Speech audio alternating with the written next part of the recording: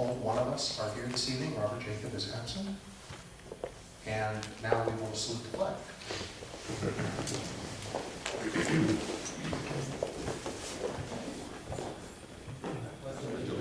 To the flag of the United States of America, and to the republic for which it stands, one nation, under God, indivisible, with liberty and justice for all.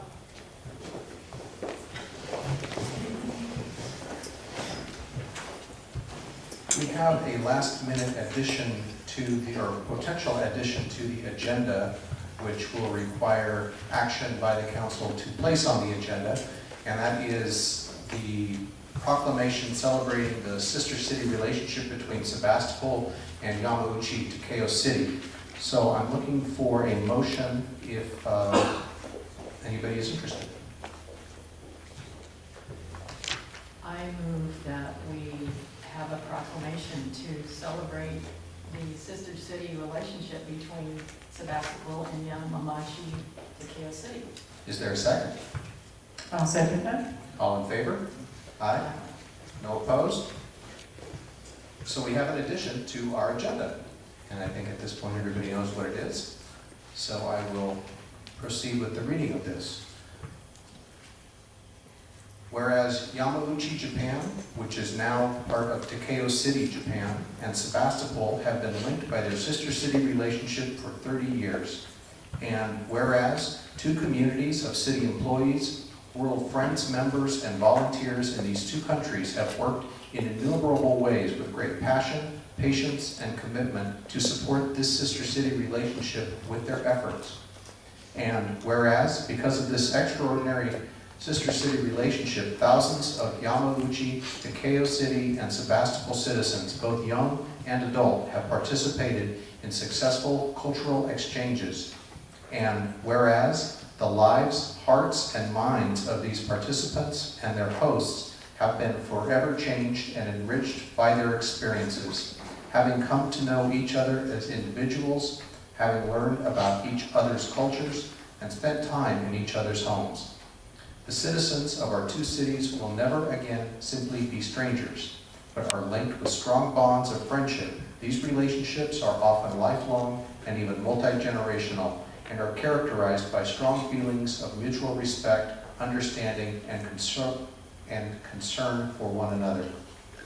Now therefore, be it resolved that the Sebastopol City Council recognizes and celebrates the sister city relationship between Sebastopol and Yamauchi, Takeo City for its deep impact on the citizens and culture of our two communities, and its realization and personification of the Sebastopol World Friends goal of world peace, one friend at a time. In witness whereof, I have hereunto set my hand and the seal of the city of Sebastopol the 17th day of March 2015. And the 30-year anniversary of this it's a remarkable period of time.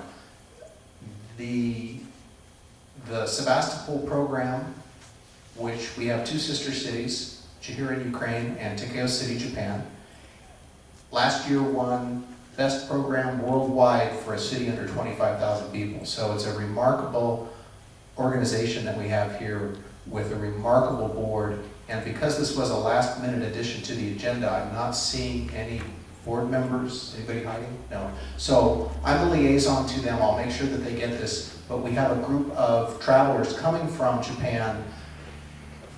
Let's see, they arrive on Wednesday, and then they'll be here. There's an adult group and then a middle school student group, and they'll be here different periods of time, but each about a week and then 2 weeks for the youngsters. And so they'll be here this coming next week, and it was really important for us to get this proclamation made tonight. So thank you for that, and we will move to the approval of minutes for the meeting of March 3, 2015. Are there any edits or revisions? Mr. Mayor, I just have one clerical correction on page 21.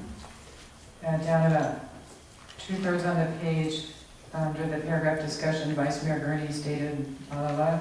It says she would like to, something that the fencing, I think I meant ensure. Right, just a clerical thing. Are there any other revisions? With that revision, is there a motion to approve? I'll move approval. Is there a second? All in favor? Aye. No opposed? Motion carries.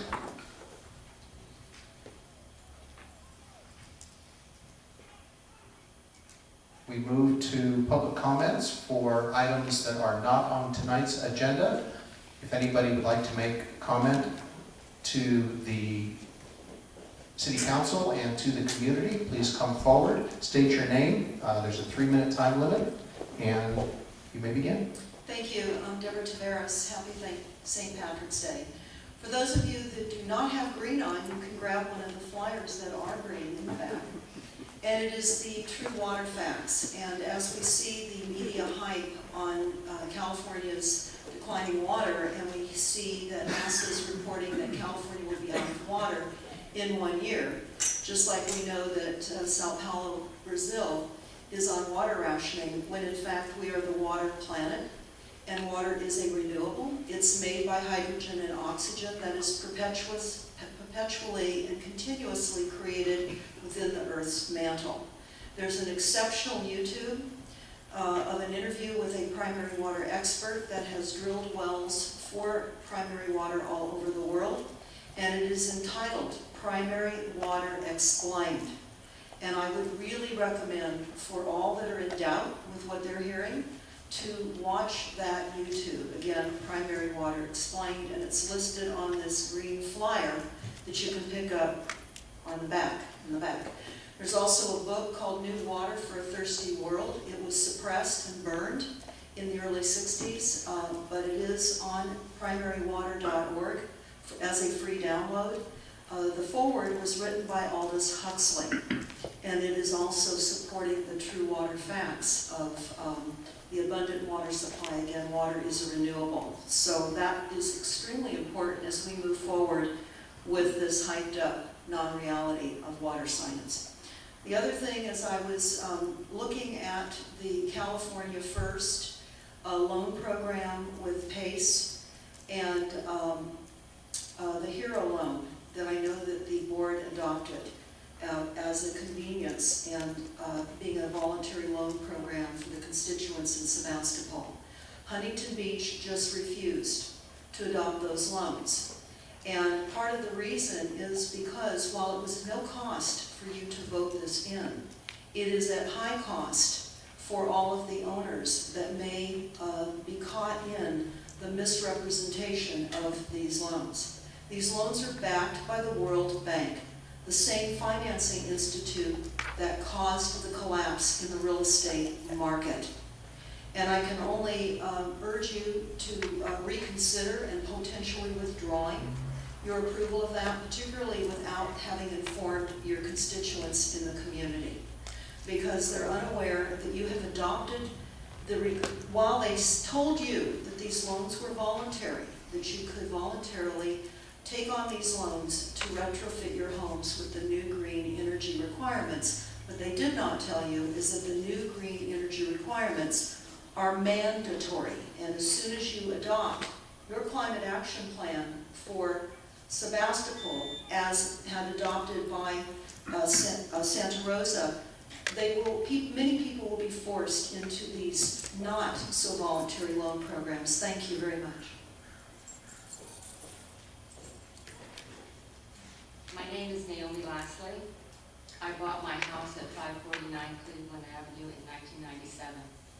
For 15 years, the Rotten Robbie car wash was never really apparent. I knew it was there behind the trees at the end of the block, but it never really was something that affected my life. On April 12, 2012, all that changed with the car wash equipment upgrades, particularly the new dryers. You could hear them outside the house, in every room inside the house. You could hear it in the shower. You could hear it on the Joe Rodota Trail. Out of common concern for our quality of life, we and many of our neighbors appealed to Rotten Robbie and the various city officials to do something about it. There isn't a city official here who isn't familiar with our ongoing struggle to bring peace back to our neighborhood. The city attorney, to his credit, arranged mediation with the neighborhood and Robinson Oil Corporation on May May 2013. An extension with the door to the car wash was proposed that their sound engineer said would reduce the noise. Although most of the neighbors were skeptical, there were a few at that meeting, including myself, who thought the door was a possible solution.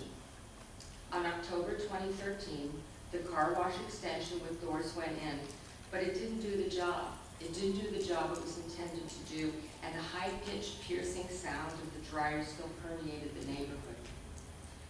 1 year later, on October 24th, 2014, on a Friday, when all the city offices were closed, without warning, Robinson Oil Corporation removed a large old tree to make way for an expansion of the car wash driveway to allow trucks and SUVs to enter their car wash extension. This large old tree was the only remaining visual barrier that gave a modicum of privacy to the adjacent homes. The car wash became our new view, and the light from the gas station invades our homes at night. Now, you would think that, knowing the history of this struggle, the neighbors would have been given a heads up. Instead, when we cried foul and expressed our anger, hurt, and frustration, we were told that the neighbors brought this on themselves because the majority wanted the door. To clarify this misconception, at the mediation meeting, when Rotten Robbie proposal was presented, 3 of the 14 neighbors who were present were in favor of it and thought it would work. The majority were opposed. There was never a vote. But whether it was 1 or 100, this is blaming the victims. I hope that this situation can be rectified and that the city will take action to ensure that Rotten Robbie operates in full compliance with its use permit and local ordinances. With the tree gone and the driveway closer, it's more obnoxious than ever.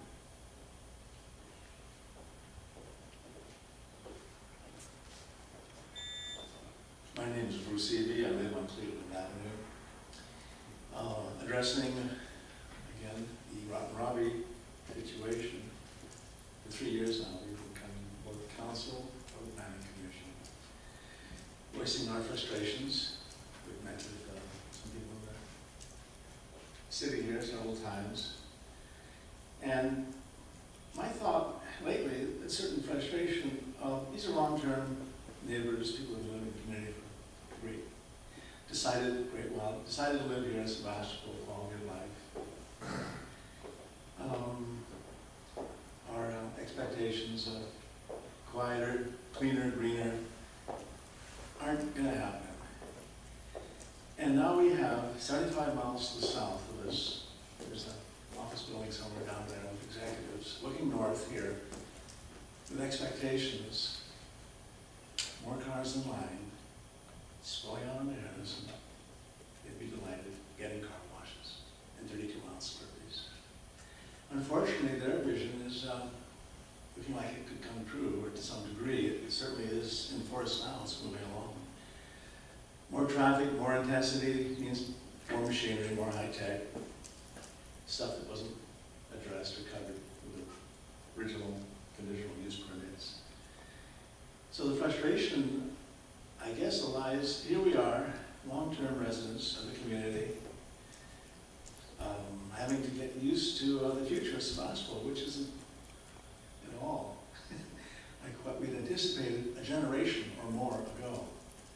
And you folks, you're our resort, our last resort. I mean, we don't, you are the city of Sebastopol. One of our neighbors was told several months ago by an employee at Rotten Robbie, well, if there's too much noise, then you ought to move. I'm not going to suggest that that's the attitude of the city, but this is kind of where we are.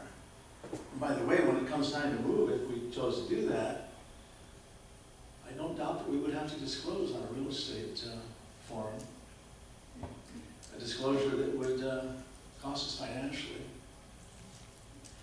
Anyway, we've been asking for resolutions and asking once again, because you're it. I mean, this is who we go to. You're our elected officials. Thank you.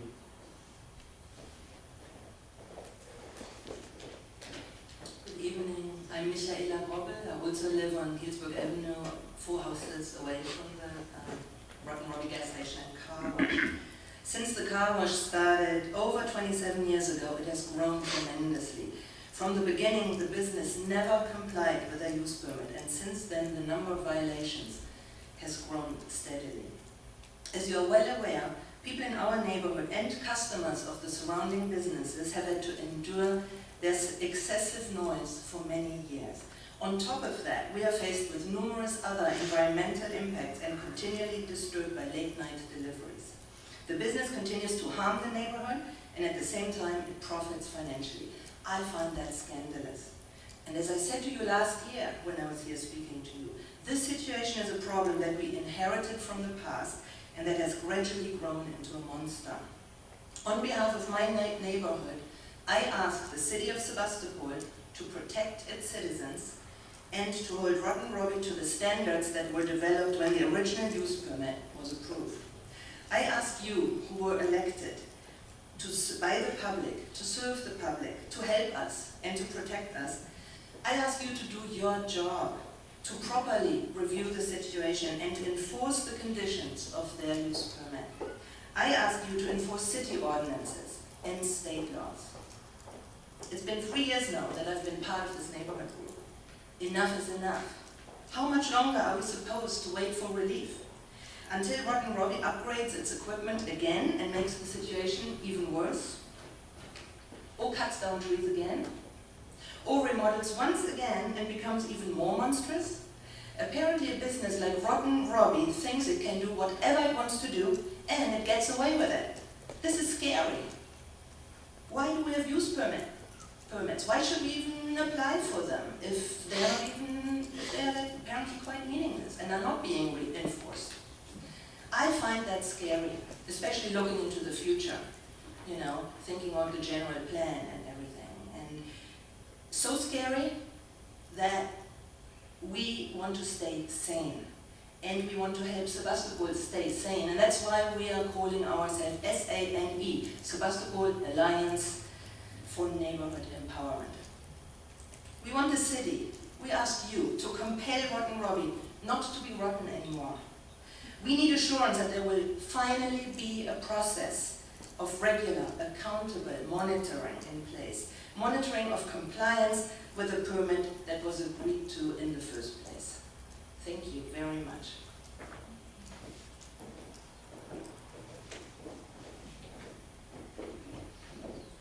Mayor Slater and council members and public, my name is Jack Fisher. I live on Cleveland Avenue. Donna and I feel that we have shown the deepest respect for you, your goals, our city, and the process by which it is governed. In a few weeks, we will be entering the 4th year that our neighborhood has had to endure the many environmental impacts from Rotten Robbie. We appreciate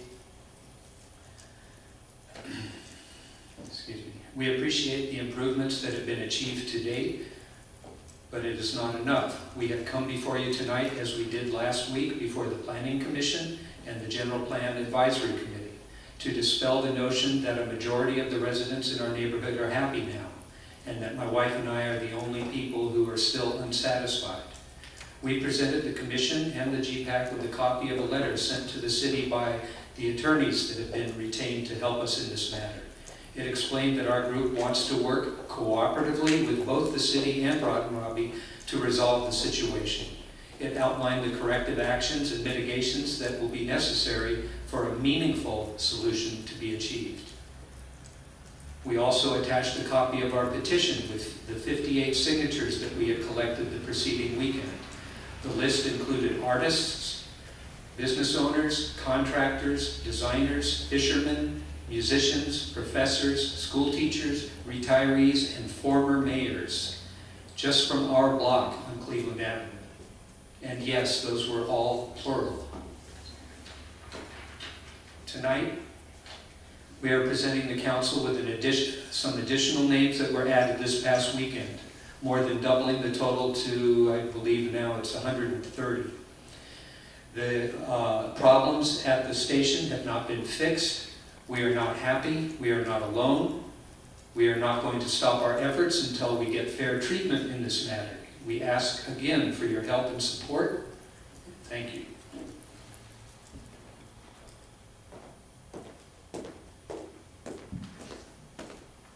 Are there any other members of the public who wish to address the community and the council on items that are not on the agenda?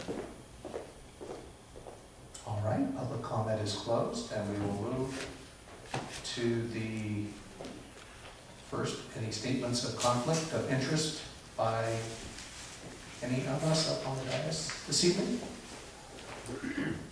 We will move to the consent calendar. We have 3 items on the calendar. Are there any that any council member would like to remove?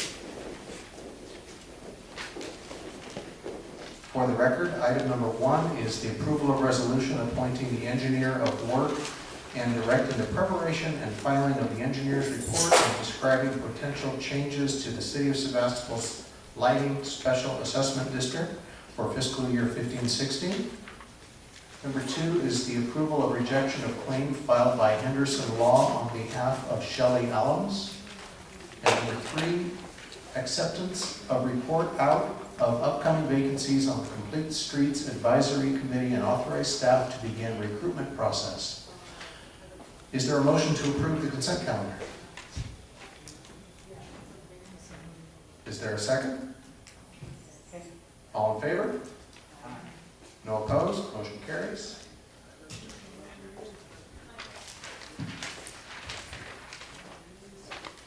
We have no informational items or presentations. We have no public hearings. We will move to the regular calendar agenda item. Item number 4, discussion and action of sewer system management plan. This is a presentation and a resolution, should it move to that. And we have the Superintendent of Public Works. Good evening, Mayor and City Council.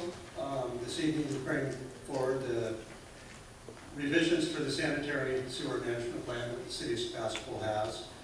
A background on this, I'll refer to as SSMP, which is commonly referred to, was originally adopted by the Sebastopol City Council in August of 2010, pursuant to State Water Resources Control Board order, and amended by the City Council by resolution in September of 2011, as described as part of the settlement agreement and mutual release of claims between the City of Sebastopol and Northern California River Watch.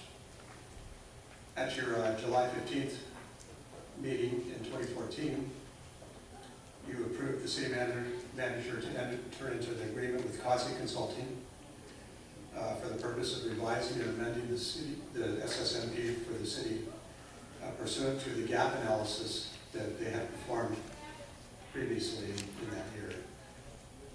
The revision of the SSMP is mandated every 5 years by the state to evaluate implementation effectiveness, and it includes revising the SSMP to be compliant with the sanitary sewer overflow, general waste discharge requirements, and the monitoring and reporting program pursuant to state order.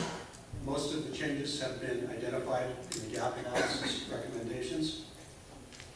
Once approved, Causey Consulting will conduct training for the staff on the revised SSMP, conduct a record-keeping audit of the city's sewer overflow files, and prepare a management of change procedure for all sewer-related documents. Mr. Causey is present this evening for a brief presentation. We have a PowerPoint, and to answer any questions that the council may have in regards to this. The recommendation by staff will be, if you so choose, to approve or accept and certify the revised SSMP dated this date, March 17th, and adopt the resolution recertifying the SSMP. So now I'll present Mr. Paul Causey, and I'll try to work the PowerPoint. Good evening, Mr. Mayor and council members. I'm Paul Causey. I very appreciate the opportunity to be here tonight and speak with you a little bit about my favorite subject, sanitary sewer collection systems. I'm disappointed. I thought we were going to have a whole big audience in order to talk about sewers, but I guess that's not necessarily the case. I'm here tonight to really review for you the regulations that are requiring the work that's being done, the development of a new plan, a revised plan for the city of Sebastopol, and the changes that we have made. I know that you have copies on your desk of the presentation for tonight. In addition, we've also, because our business has become, like the military, very acronym driven, we've provided you with a copy of what we believe are the list of acronyms that we will use tonight. There are also copies of the presentation at the back table if anyone would like copies of those for their information. Provided we can get the system up, I will talk about the presentation. So our goal tonight really is to accomplish about 5 things. We want to talk to you a little bit about the regulatory background that got us here so that you're aware of what requirements were by the state of California. We're going to review the revised SSMP itself, the Sanitary Sewer Management Plan. We're going to review the performance benchmarks that have happened over the last 5 years since the original adoption of the SSMP to show you how your staff has done. We're going to talk a little bit about what the failure to comply with the WDR waste discharge requirements, what those would be, and then finally we're going to review the staff recommendations, and we'd be happy to answer any questions. And if you have questions along the way, I'm perfectly willing to try to answer those as we go along. So with that, we go to the next 2 slides down.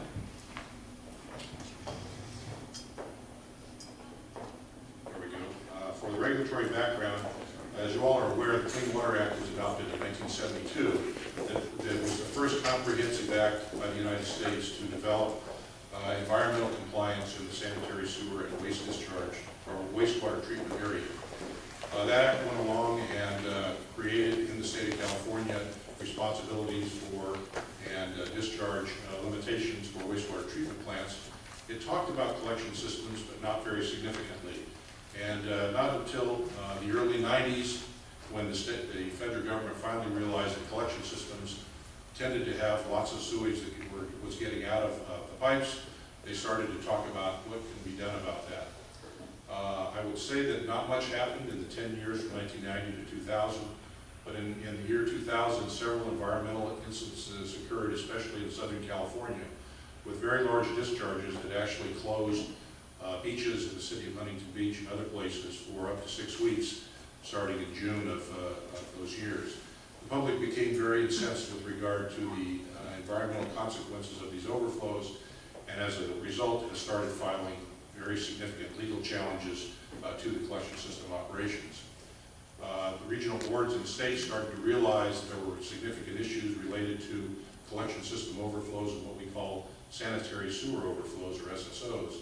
And that public's perception then drove the regional board in San Diego, the regional board in San Francisco to begin to implement regulations and requirements for the collection system operations, which had never had any regulatory compliance. Finally, in 2006, the State Water Resources Control Board realized that the regulations that were being adopted by the regional boards were not consistent across the state, and realized there needed to be a state regulation that would deal with and cover the discharges from collection systems and sanitary sewers. That state board adopted that regional general waste discharge requirements, or WDR, in May of 2006. It required several things that we'll talk about in just a minute, but those regulations have been modified once and significantly modified by administrative order in 2013, which really resulted in many of the changes that you're going to see in your SSMP. Next slide, please. The regulatory background in 2006 required that the objective of the State Water Resources Board was to reduce the numbers and volumes of SSOs across the state of California through proper operation and maintenance of sanitary sewer systems. Pretty simple thing. Let's run our systems the way they're supposed to be run. It applied to systems that had greater than 1 mile of collection system line, and it discharged to a publicly owned treatment works, or POTW. It also required, for the first time, statewide reporting of all SSOs into the California Integrated Water Quality System, which is a database that tracks every SSO that occurs in the state, and is publicly available now to any citizen or environmental group in the state of California. Finally, as we discussed, in September 2013, the state changed the regulations and which had a significant impact on your SSMP, along with others in the state. Next. So what was required by the WDR? It required that all feasible steps to contain and mitigate sanitary sewer overflows be implemented. It required that all feasible steps to prevent untreated or partially treated wastewater from discharges to storm drains or waters of the United States. And waters of the United States, currently, if a sewage overflow gets into a catch basin, it's considered to be waters of the United States. And finally, all SSOs had to be reported to the state system for comparability and evaluation of the status of the industry. Next slide. Regulatory background then also required several other things. It required each agency to enroll that met the criteria. It required that annually you file a collection system questionnaire identifying your major system infrastructure. You had to identify legally responsible officials who were responsible under penalty of perjury for reporting the information into the CWIC system, as well as any other reports that had to go to the state. And biggest thing was requirement that each agency now produce a sanitary sewer management plan, which you did in August of 2010. The final items then are very small items, but ones that require that you have some standards to look at over time, and that those standards be evaluated as to the effectiveness of your overall SSMP program. Next. So the public process, you approved the SSMP in August of 2010. The requirements require audits every 2 years from adoption, so 2 years from 2010. It also requires that every 5 years you do a review and recertification of the document in a public hearing or a public meeting, and that readoption must be done by the City Council, just like the adoption was done in 2010. And finally, you must recertify by the City Council anytime substantial changes are made to the document itself.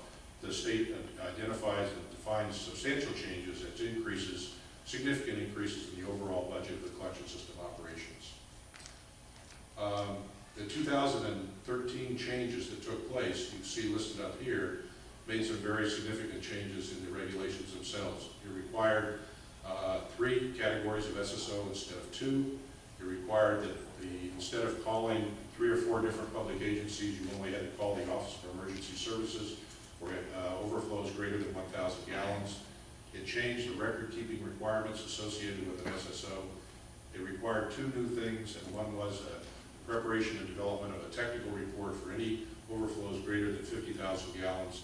And it also required that the agency implement immediately upon or within 2 days of an event exceeding 45,000 gallons, or 50,000 gallons, I'm sorry, that you would implement a monitoring reporting plan for the monitoring of any waterways or waters of the United States that would be affected. It finally requires that you also have your SSMP available on the city website, or that all documents and all references included in the SSMP be submitted to the state of California through the CWIP system, and change the requirements on LROs. Next. So a sewer system management plan. The requirements by the state of California includes 11 elements that are in the plan itself. You can see what these elements are here. Tonight I'm only going to quickly go through your goals, your organization, overflow emergency response, and monitoring and measurement program. Those are the real central elements to the operation of your collection system here in the city. Next. So this is the collection system, sanitary sewer collection system, not the stormwater collection system, and the basic elements that are included in the introduction of the plan, outlining that you have 1.85 square miles service area, you have 29.6 miles of main lines, you have 10.5 miles of lower laterals that you're responsible for, 2.7 miles of pressure mains, and 2 lift stations. And your pipes right now are an averaging age of about 50 years. Next. So the goals in your SSMP in element number 1 are the ones now presented on the slide up above. You're going to operate and maintain your collection system properly. You're going to maintain your infrastructure to maximize life cycle responsibilities. You're going to minimize impacts on your customers and the environment. You're going to have appropriate design, construction, and operational deficiencies and standards. You're going to minimize the frequency of SSOs. You're going to mitigate the impacts of those SSOs as much as possible as soon as you can. after an SSO. And finally, you're going to meet regulatory reporting requirements that are laid out in the waste discharge requirements. Next. The organization, the element 2 requires the specific identification of certain individuals in your agency responsible for the reporting. These members of the staff are responsible for certification under penalty of perjury.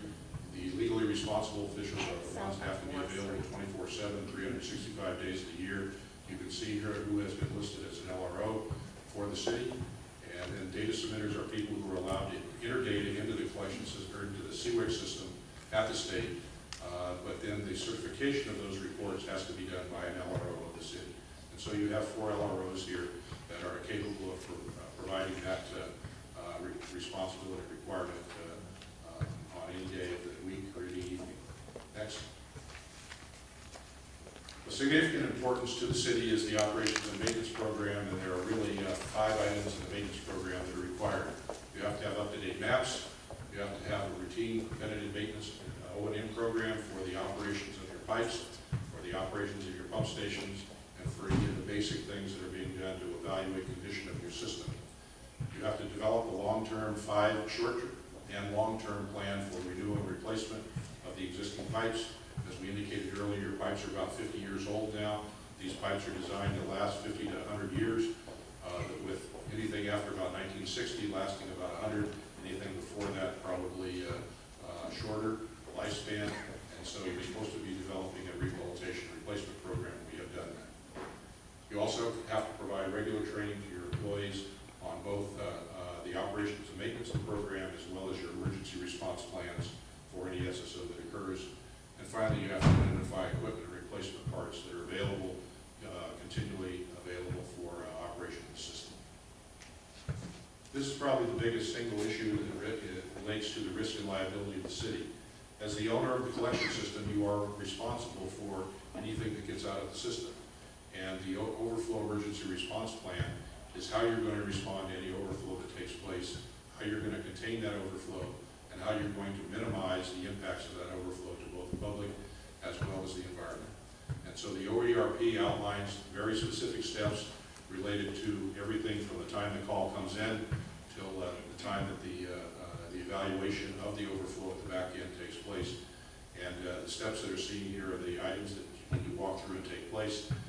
You need to evaluate what caused the overflow, how it occurred, and what can be done to change your operations to improve your response in the future.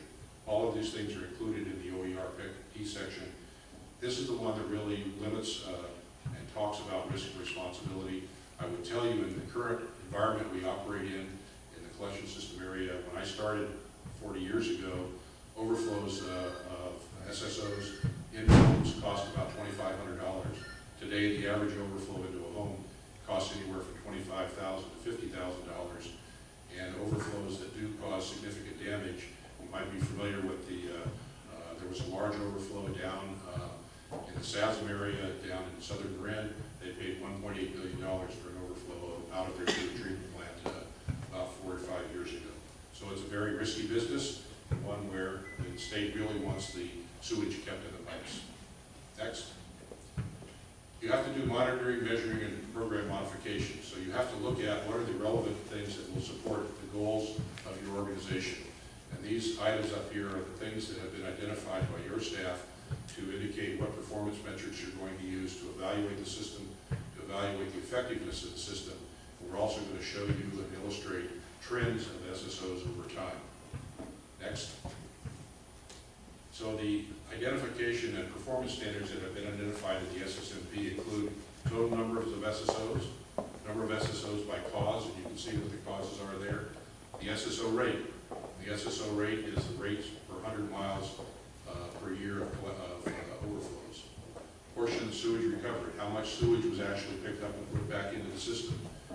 That's a criteria that the state looks at. The volume of SSOs that reach surface waters.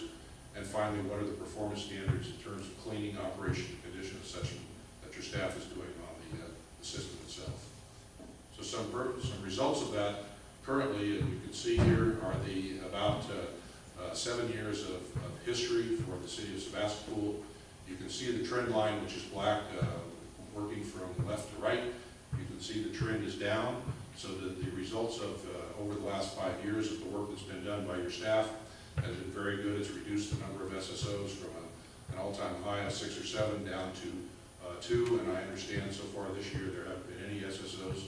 And so the waste discharge regulations are really working. The SSMP has been effective at this stage in reducing your agency's operation of the collection system. And we'll look at the next slide, please. And this is a comparison of your overflow rate to the overflow rates both in the northern Marin County area as well as to the state. So the little blue lines that you see there are the city's overflows. The yellow lines are the state average overflows across the entire state for agencies. And then the red line is what's happened here in the local area. And you can see that your response and your handling of sanitary sewer overflows and the operation and maintenance of your collection system has been very good compared to the state and state averages. Next. So what happens if you don't comply, if you are not able to comply? On the slide here are the liabilities that you have and the risks. They're associated with these: $5,000 a day for a violation of Water Code 13350. Civil liberties violations, $1,000 per day per violation. Those things are pretty small in comparison, not for small agencies, but probably the big kickers are the last two: referral to the Attorney General for judicial civil enforcement, or referral to the State Water Resources Control Board for enforcement authorization by law.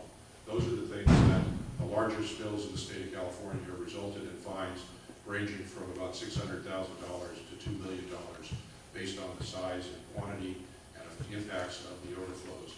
I was involved in one case in Southern California that again closed the beach down around Dana Point, and they paid $1.8 million for their overflow, as well as about $1 million worth of legal fees. So this is big business. And so the liabilities for not following and complying with state law are significant. Next. So the staff recommendations tonight, you have a copy and have seen, I understand, copies of the sewer system management plan. Staff recommendations are that you certify the revised SSMP, that you adopt a resolution accepting and certifying the SSMP, and then the consultant recommendations are that you immediately, upon acceptance, place the SSMP as required on the city website, along with all of its references. And finally, your staff will be required, your LROs will be required to certify in the CWIC system the fact that you have updated and recertified your SSMP. And with that, I would be happy, I think, to take any questions. Last slide. Yep, questions or comments or issues related to the SSMP.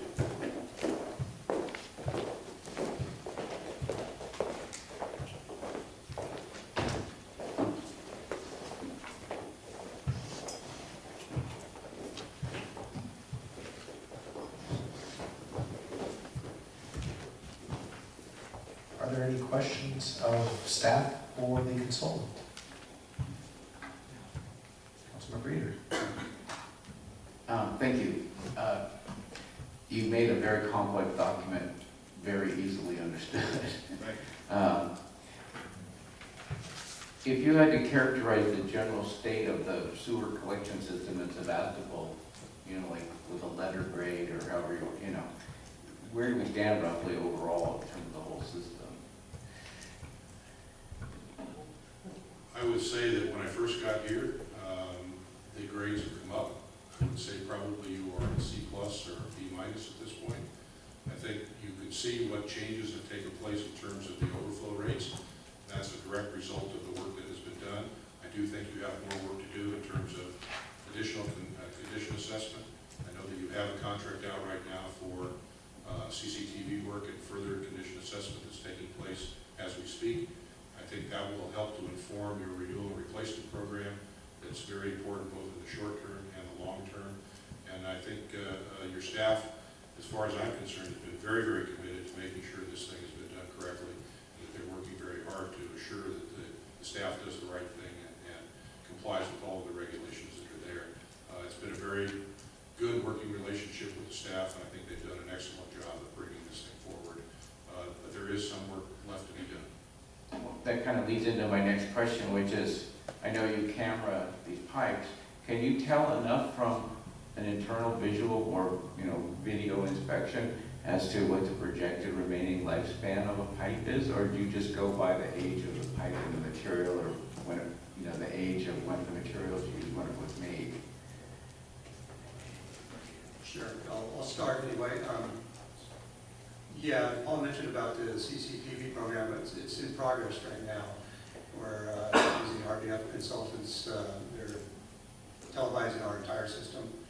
And from that, we will get a rating. And historically, best case scenario, we've tried to clean all of the lines every year or every other year.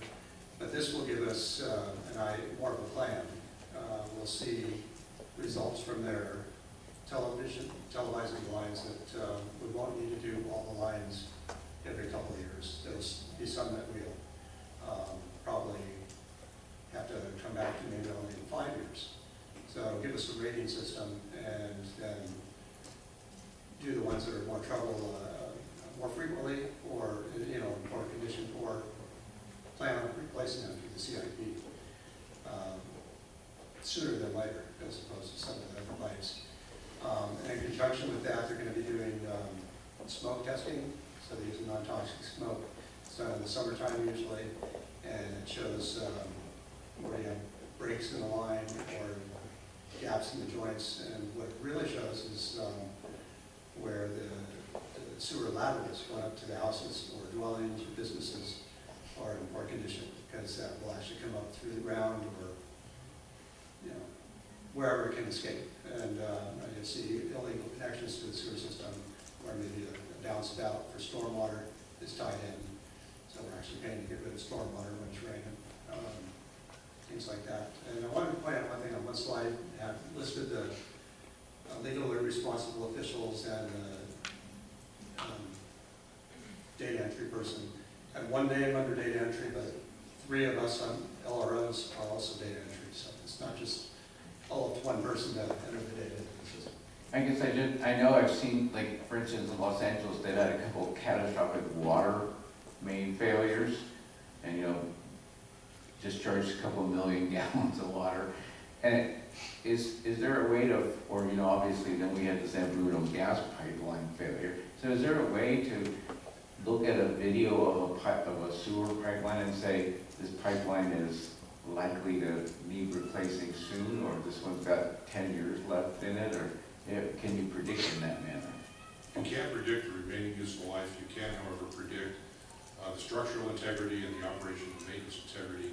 Each pipe segment between manholes and another manhole will be rated according to a national rating system that will evaluate the pipes based on their current condition, whether they're, as Richard said, whether there are sags in them, whether there are cracks in them, whether the bells have problems, whether roots have been intruding. They will give you a sense of when the pipe should be looked at again. And there also is a table in the SSMP that will go through how to base your future program based on what you find from these assessments.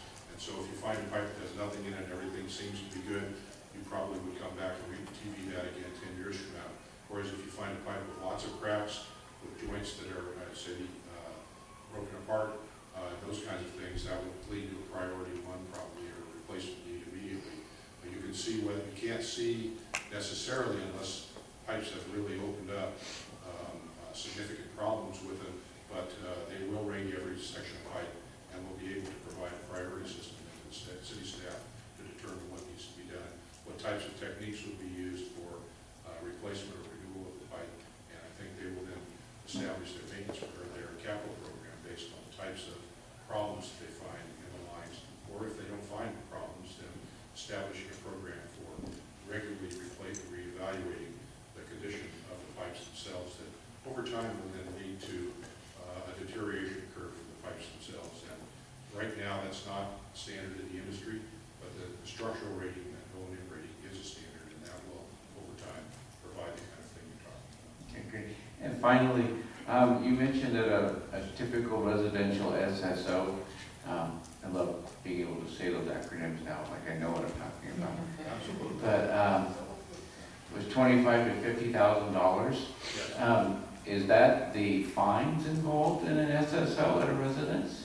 No, that's usually the cleanup cost for an overflow that gets into a house. And in large part nowadays, there are cleanup crews out there, or companies that do this kind of thing. One of the big issues that we've gotten into in any cleanup when there's been sewage inside a house is black mold, and having to take care of cleaning the walls or replacing the walls. I'm aware of one sewer overflow that was 2 gallons in a kitchen that resulted in a $100,000 overflow cost. And some of the risks associated with these things, and we've talked significantly with staff about taking pictures, be able to show what the effects of the overflow really are. Very, very important. In the old days, back 25 years ago, we didn't do anything like that. And I think that's part of what's made the costs go up. The fact that people are more sensitive to the fact that sewage overflow is an environmental as well as a human health problem. And the public is much better educated now about these kinds of things than they were, say, even before 2000. But the beach closures really raised the level of public awareness as to the impacts of these kinds of issues. So are these SSOs created by a failure in the city system or within the residence itself? Can you say? Both. And that's one of the issues that staff will have to figure out is if it's in the private sewer lateral, which is the upper part of the lateral, that's the homeowner's responsibility. If it's in the main line, then that would be the city's responsibility. And those kinds of clarity over exactly where is the problem located really depends on the ability of your staff to understand the operation of the system. If you go out in a private lateral that is overflowing, you can look at the management upstream and downstream, and from that investigation, find that the main line is fine, and that suggests then it's in the private lateral. So then I assume that they would call a plumber out to work with the private homeowner to deal with the overflow. In that case, it would be the city's responsibility. All right, thank you very much. Sure. Are there other questions? Vice Mayor Gurney. Just very quickly, thank you for that report. I agree with Councilmember Eater. You made this really clear and also pretty fascinating, I have to say. As a young adult from the early 70s with the Clean Water Act, I've kind of thought all along we've been doing this sort of thing, and I'm